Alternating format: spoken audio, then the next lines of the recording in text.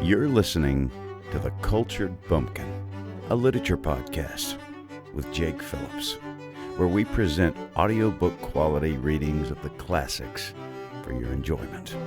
Thank you for stopping by.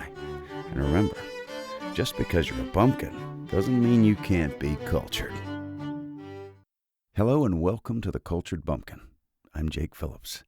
So I got an email from my friend J.D. Sutter, who I recently had as a guest on the podcast.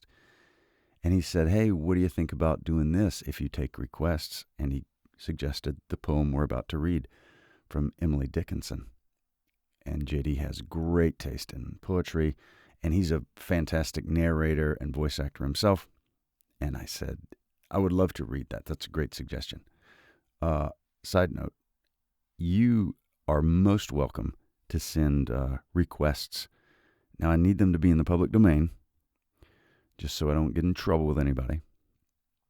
But you're more than welcome to do the same. And I enjoy taking requests, so to speak. So anyway, this poem J.D. suggested is called I Measure Every Grief I Meet by Emily Dickinson. And it goes like this. I measure every grief I meet with narrow, probing eyes. I wonder if it weighs like mine or has an easier size. I wonder if they bore it long, or did it just begin? I could not tell the date of mine. It feels so old a pain.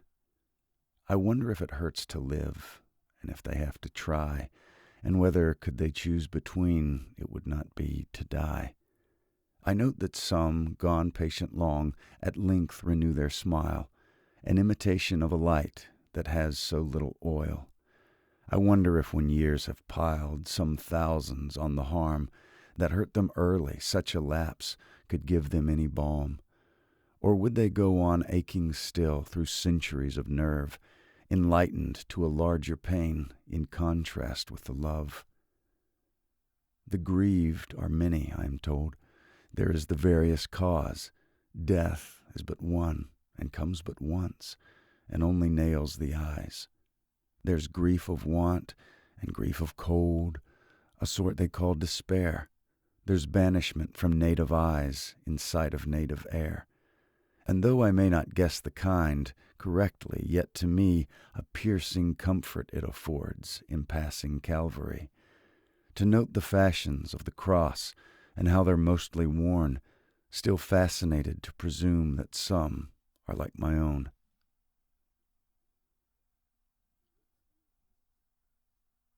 That was Miss Emily Dickinson.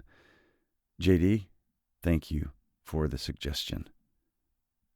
And remember, if you have a suggestion, feel free to email me, jakephillips116@gmail.com, and I'll put that in the show notes as well. Thank you very much for listening. You've been listening to The Cultured Bumpkin, a literature podcast with Jake Phillips. Thank you very much for listening. I really do appreciate it. If you enjoyed this, would you mind going and subscribing and leaving a nice review on whatever podcast platform you heard this on?